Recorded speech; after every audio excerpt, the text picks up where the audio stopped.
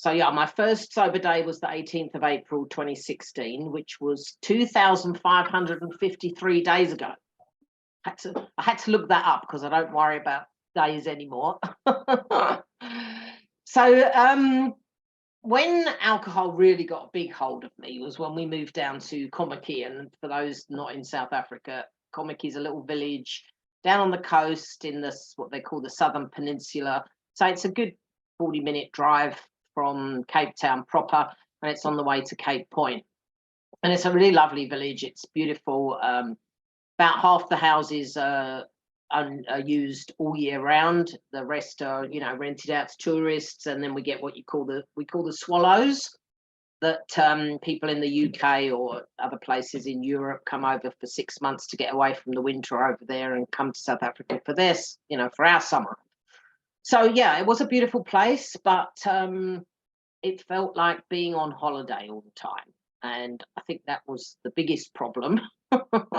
So we joined Sea Rescue, which is the equivalent of the Royal, what do you call it? RNLI in the UK. And that was all mostly youngsters. And so we ended up going over to the pub. And I remember one Monday evening where we had our monthly Sea Rescue meeting, and somebody said, oh, well, let's go to the pub for a couple of beers. So we go to the pub.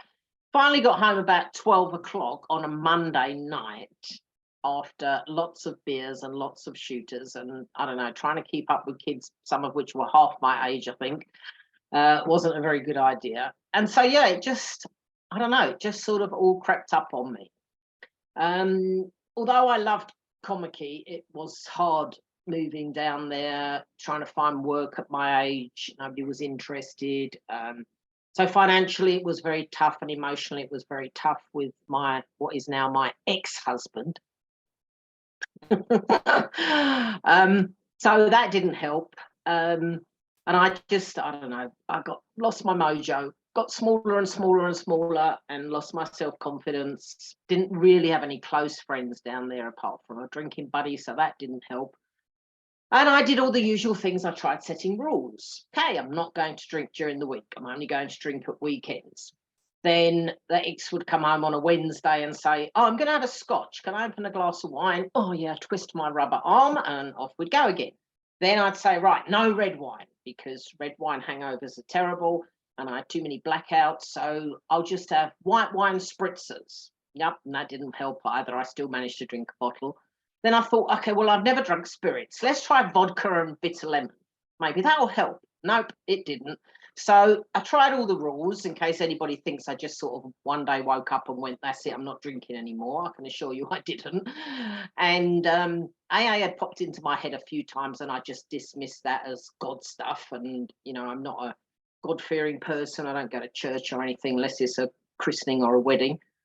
So I'd always dismiss that whenever that had popped up. So I don't know what finally, why that day, apart from the fact that it was a Monday morning, and for the third day in a row, Saturday, Sunday, Monday, I had a hangover.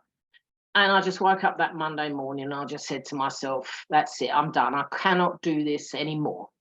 And I was 57 then. So I thought, okay, well, now what? How do I make this stick? So I knew a guy at Sea Rescue who was NA and AA. So I called him, and he came around and had a chat with me, and he said to me, this is hard. It's not easy. So you've got to really, really, really want to do this if you're going to do it. And I said, no, I do. So I started going to AA meetings. And I went to a few different ones, found a really lovely group of Thursday morning, 11 o'clock, which is a lot of older ladies. So that was quite nice. And one of the old ladies there in her 80s had stopped at 57, the same as me. And she had this theory about menopausal alcoholics. Not that I, subscribe to being an alcoholic, more a grey area drinker, I think, like all of us. As Janet says, we're not pouring vodka on our cornflakes, are we? So, so that's what I did. And of course, me being me, and like most of us, so I threw myself into AA, 150%, took on all the service roles, was a treasurer, was a group rep, was a this, that, and the other. Oh, I was going to go to America for the 85th AA anniversary or whatever. But that lasted for a little while, and then I started thinking, no, because they take advantage of people, because nobody wants to do service. So any newbie that, shows the slightest bit of interest, before you know it, you've got umpteen jobs to do. And the more I listen to people, and people still going to meetings after 30 years and just being so miserable. And I went for about a year and a half. I know I had my first birthday with them, but I didn't have my second one with them.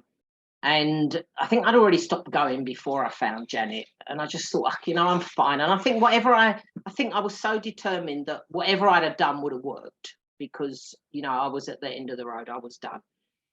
And I don't knock everything about AA, because there's lots of good stuff. There really is. And it works for a lot of people. I just didn't want to be a recovering alcoholic for the rest of my life.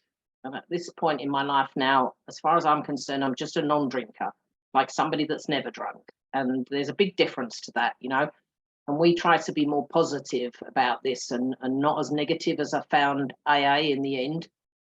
So then World Without Wine popped up on my Facebook page in February 2018.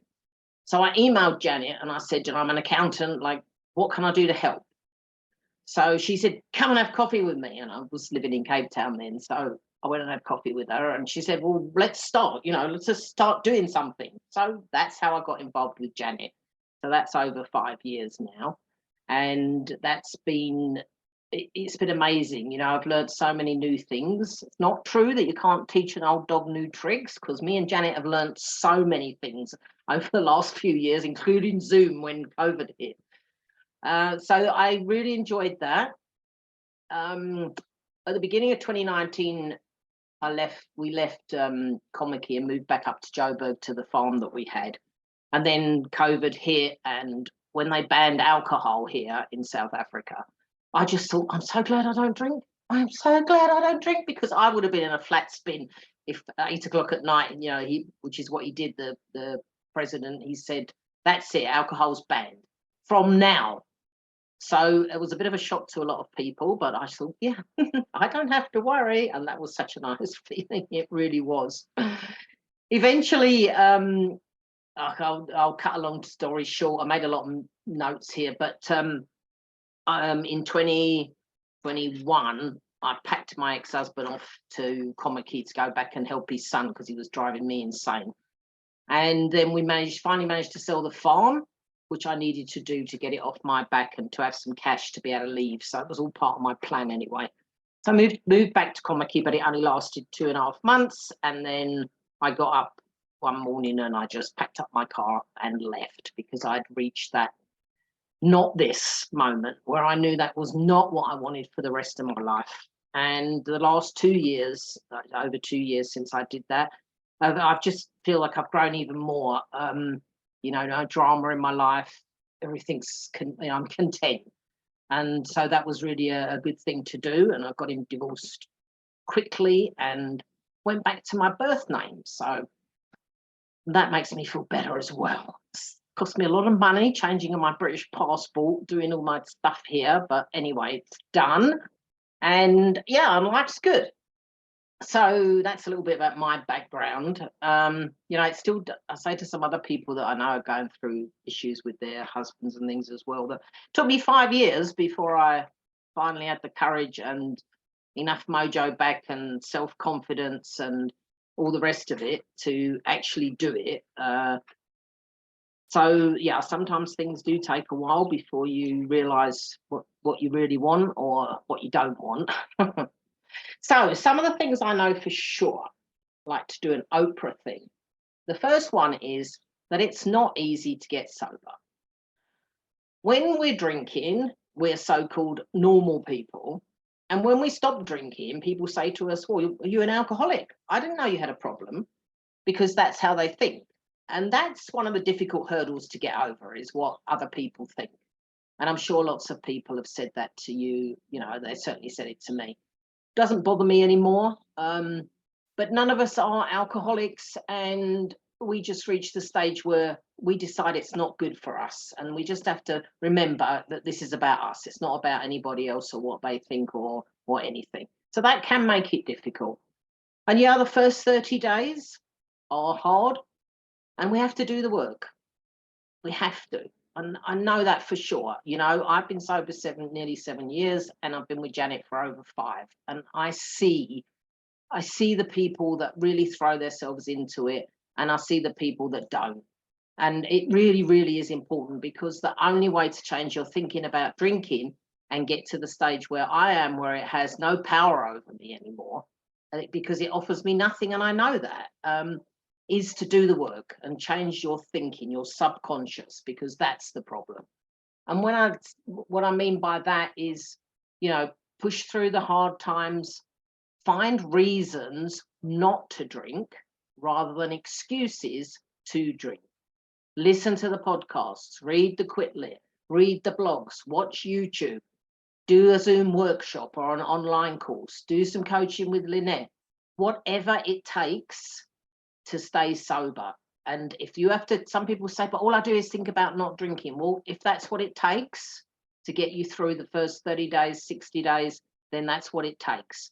But it's not a lifetime struggle like AA makes you think. It's not. It's wonderful to be sober. It really is. That freedom, that peace of mind. Oh, but now I'm jumping ahead to one of my other points. So let's just get back on track. Okay, use the tracker so that you see the big picture. And just throw the book at it and make it stick, which our dear Roz did. And here she is so much later on. The other thing is, connection is the opposite of addiction. Now, if you're anything like I was, we're super women, aren't we? We juggle all the balls. We manage to do everything. We operate at probably 80% of our best when we're drinking, but we still manage to juggle all the balls because we're super women. So imagine what we could do if we were firing on all cylinders and at our 100% best. And certainly I'll speak for myself and not for all of you, but we always think we can do everything ourselves. We don't need help. We're independent. We're quite capable. If somebody wants to help, then we get a bit, well, I don't need help. I can do this myself. But this, getting sober, we can't. We need other people that understand, that are on the same page as us, that have been there, done that, got the t-shirt, so that they can help and stick around and help other people. And anybody can stop drinking if they really, really want to. It really is doable for anybody. So yeah, and also stop. So work your tribe. If you haven't listened to the TED talk about connection, please listen to it. It's on the website under the first 30 days. It's one of the things there. And work your tribe. Connect, share, join the Zoom chats, come to Zoom Cafe, and don't feel that you have to be independent. You can ask for help, especially within our tribe. And it's a really good thing to learn how to do. You know, it's to take strength from other people, and especially in sobriety. So then my next one is, sobriety is about self-care. It's about self-love and becoming our own best friend. And that's another thing we're not good at. We tend to be our own worst enemy and our own biggest critic. And we have to stop doing that. That's why I say to people, you know, well, if you have to do a little bit more research and you have a little blip, carry on, get back on the bus. Don't beat yourself up about it. Learn from it. And really try to be your own best friend and talk to yourself the way you would your best friend, not like your worst enemy. And if you're anything like me, that's what a lot of us do. And that doesn't help anybody with anything. Okay. Nobody ever said, I wish I'd not stopped drinking. And why? I think because we are much more present. We deal with whatever life throws at us much easier when we're sober. We do, it's less about doing and chasing the next thing. And I find that I've got much more contentment and peace of mind. And I feel that's because all of my brain's on the same page now. I'm not butting heads with myself and fighting all the time because I've made promises and I broke them, and I didn't stop drinking when I said I would. So I think, and this is just my feeling, that it's because all my brain's on the same page and it all knows that there's nothing good about drinking anymore, and why would we do that?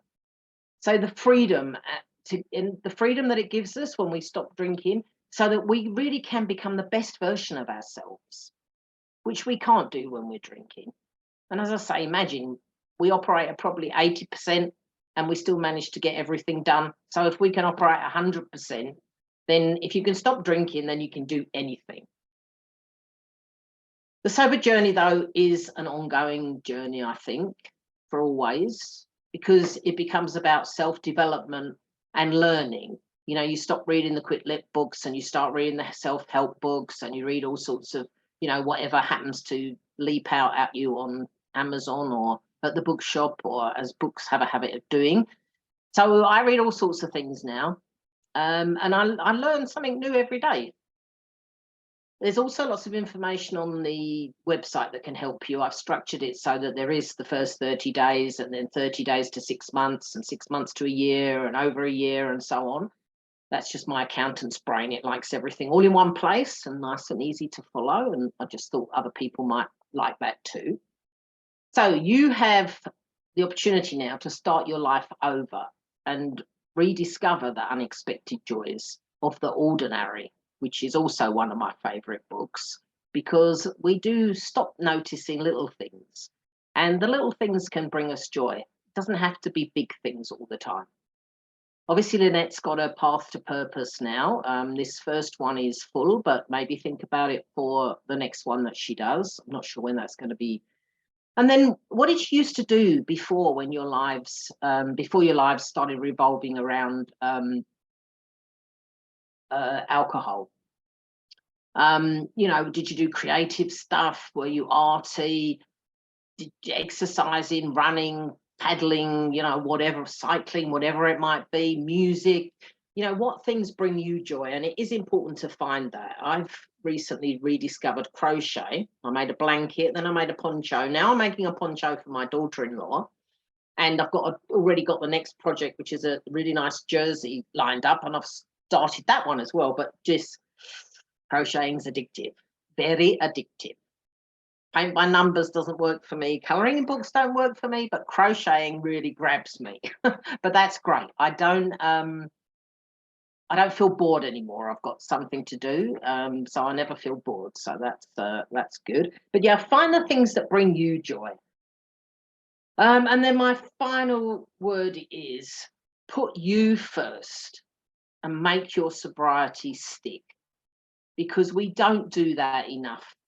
And it really, really is important that you have to put your sobriety and yourself first, and ask for help from people if you've got kids, or you want your husband to look after the kids, so you get a couple of hours break, whatever you have to do to make sure you make me time, because that is really important, and that's part of all the self-care and the self-love as well. So thank you, everybody, for listening to me. I hope that helped in some way.